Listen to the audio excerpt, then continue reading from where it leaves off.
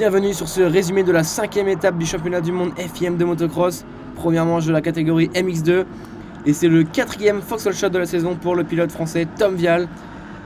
Très bien parti le pilote Yamaha officiel Thibaut Benistan, après avoir gagné la manche qualificative le samedi, il est maintenant 3e, débordé par l'extérieur par Isaac Gifting. Michael Arup très bien parti en 2e place, après avoir fait un podium au Portugal. Le pilote danois compte bien enchaîner un 3e podium d'affilée. Très belle bagarre dans les premiers tours entre Andrea Adamo, le pilote italien, et Thibaut Benistan. La réplique de Thibaut Benistan, mais c'est Andrea Adamo avant les pit lane qui passera le français, qui sera maintenant en 4e position. Simon Lagenfelder en 6e position, et c'est Isaac Gifting qui commet une erreur. Il était en 3e position, il repartira après cette chute en 9e place, derrière le pilote italien Mattia Guadagnini. Aux avant-postes, on retrouve la même bataille que la première manche du Grand Prix du Portugal le week-end dernier, avec un Michael Arup qui met sous pression le pilote français Tom Vial. L'actuel leader du championnat Jago Gertz tente de prendre l'extérieur en bas de la grande descente sur Andrea Adamo, mais ça ne passera pas pour le pilote belge. Alors qu'avant la tape d'arrivée, c'est Kai de Wolf qui saute sur l'intérieur pour prendre l'avantage sur Simon Lagenfelder, le pilote allemand. Très grosse bataille entre les deux pilotes gaz-gaz de chez De Carli. Mais c'est l'Italien Mattia Guadagnini qui prend la 7ème place sur Simon Lagenfelder. Andrea Adamo toujours en pleine forme, mais c'est Jago Gertz sur la ligne droite des pit lane qui passe l'Italien. Tom Vial a toujours une petite marge d'avance sur Arup dans le dernier tour, mais c'est toujours très serré avant que le pilote danois Michael Arup sorte de la piste. Ce qui va permettre à Tom Vial de respirer dans le dernier tour et qui va s'imposer dans cette première manche devant Michael Arup et Jago Gertz. Tom Vial récupère donc 5 points au championnat sur le belge Jago Gertz.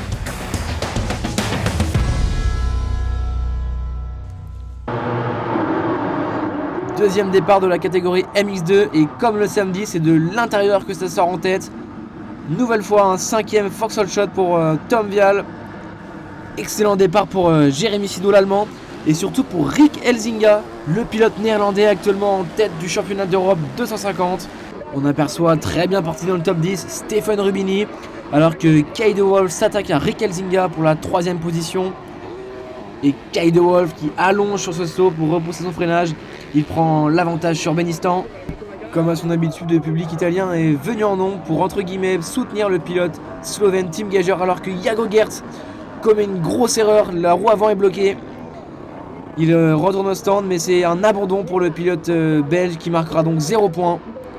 Grosse erreur aussi ici pour Simon Lagenfelder, un terrain qui se défonce de plus en plus. Isaac Gifting qui prend l'avantage, et Stefan Rubini aussi sur le pilote allemand Simon Lagenfelder. C'est une grosse bataille à 4. Michael Arup qui en profite aussi pour déborder Simon Lagenfelder. S'il veut obtenir un 3e podium d'affilée, Michael Arup ne doit pas se laisser faire et attaquer Isaac Gifting. Et bien c'est ce qu'il fait, il en profite une nouvelle fois dans le dernier tour pour prendre l'avantage sur Rick Elzinga. Il terminera donc en 6ème position. Et c'est donc une nouvelle victoire pour Tom Vial dans cette seconde manche devant Kai de Wolf et Thibaut Benistan. 3e victoire de Grand Prix pour Tom Vial qui récupère la plaque rouge suite à l'abandon de Jago Gertz. Il a donc maintenant 14 points d'avance au championnat. Michael Arup qui conserve sa 3e place, une belle 3e place pour le pilote Kawasaki. Le trophée remis au vainqueur, Tom Vial, le pilote KTM officiel. Et la plaque rouge pour la première fois cette saison après son titre en 2020. Je roulais vraiment bien dans la première manche. Michael il poussait vraiment très fort. J'étais pas très à l'aise, mais la deuxième manche j'étais vraiment beaucoup mieux. J'ai juste poussé un peu dans les 5 derniers tours pour pouvoir faire un petit écart sur Kai de Wolf. C'était un super week-end. Je tiens à remercier l'équipe pour son excellent travail. Nous avons maintenant la plaque rouge. Le championnat va être très très long, mais c'est toujours agréable de l'avoir sur la moto. Alors merci à tout le monde et à la semaine prochaine.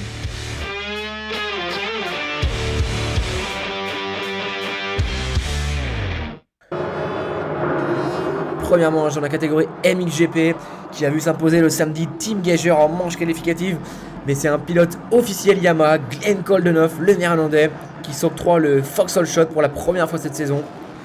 Très bien parti aussi Jorge Prado comme à son habitude, Tim Geiger et Jérémy Sewer. Côté français, Jordi Tixier pointe au premier tour dans le top 10 et Benoît Paturel ne prendra pas le départ de cette course pour blessure. Maxime Renault a un cœur de bien faire après ce Grand Prix du Portugal un peu décevant. Il commet une petite erreur qui ne lui fera pas perdre de place. Jet Beaton dépassé ici sur l'intérieur, en haut de la montée par Calvin Vlanderen, le pilote Geben van Venrooy. Tim Geiger toujours en pleine attaque sur le pilote néerlandais. À la tête de la course, la bataille dure, mais c'est Glenn Coldenhoff qui parvient à garder le leadership sur Tim Geiger. Ça ne tiendra pas longtemps puisque dans ce virage à l'intérieur, Tim Geiger s'empare de la tête de la course. Un autre pilote Yamaha, Maxime Renault, attaque Mitch Evans, le coéquipier de Tim Geiger, sur l'intérieur pour récupérer la 5e place. L'excellent Calvin Vlanderen poursuit sa remontée et prend l'intérieur sur Mitch Evans pour s'emparer de la 6e place. Toujours en attaque, le pilote Geben va s'attaquer maintenant à Maxime Renault et Jeremy Seewer. Les 3 pilotes sont dans un mouchoir de poche. Nous sommes à mi-course. La bataille continue entre les 3 pilotes. Maxime Renault qui bloque Jeremy Seewer sur l'extérieur. Calvin Vlanderen toujours en 6e position.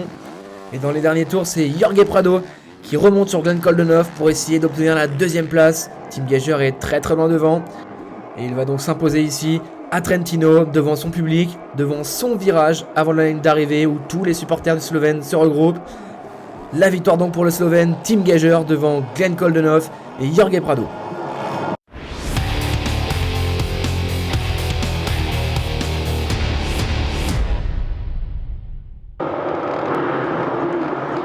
Deuxième manche de la catégorie MXGP, et c'est une nouvelle fois un Foxhole Shot pour Jorge Prado, le pilote gaz officiel.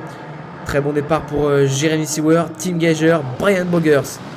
Meilleur départ aussi pour le pilote officiel Kawasaki, Ben Watson, qui pointe à la 8e position dans le premier virage, juste derrière Jordi Tixier. Très bien parti encore une nouvelle fois. Jorge Prado en tête de la course, cale.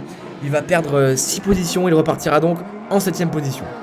Geiger en tête, mais la grosse chute de Jeremy Seewer qui va perdre une position au profit de Brian Bogers, qui sera donc 2e après avoir perdu 2 places. Brian Bogers se retrouve maintenant en 4e position. Il est percuté par Ruben Fernandez sur l'intérieur avec Alberto Forato à son tour. Il est maintenant en 7e place.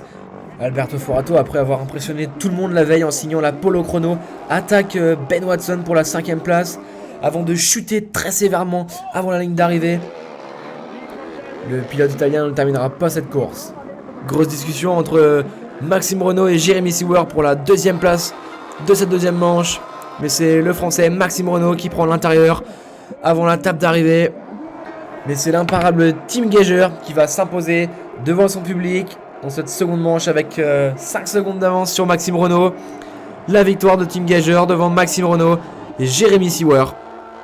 Au général de la journée, c'est Tim Geiger qui s'impose devant Maxime Renault, Jorge Prado, Jeremy Seewer, Glenn Coldenhoff et Brian Bogers. A noter la belle 7e place de Jeremy Van Orbeek. Au championnat, ça ne bouge pas. Tim Geiger, toujours actuel leader avec 33 points d'avance sur Jorge Prado et Brian Bogers qui gagne 2 places. Il est désormais 6e du championnat. Le trophée de la victoire remis à Tim Geiger devant ses fans et la plaque rouge qui restera au sein du team Honda HRC. J'étais vraiment excité de venir ici à Arco, surtout cette année. Ça fait 2 ans que c'est vraiment très calme ici à Arco, il n'y a pas de spectateurs. C'était vraiment génial aujourd'hui d'avoir eu 2 bonnes manches. La deuxième était vraiment bonne. J'ai pris un bon départ, j'ai su passer rapidement au début pour prendre une avance confortable et contrôler ma course. Donc je suis vraiment très heureux aujourd'hui. Je veux dire un grand merci à tout le monde, à toute mon équipe et tout le monde autour de moi, tous les fans. Merci beaucoup d'être venus.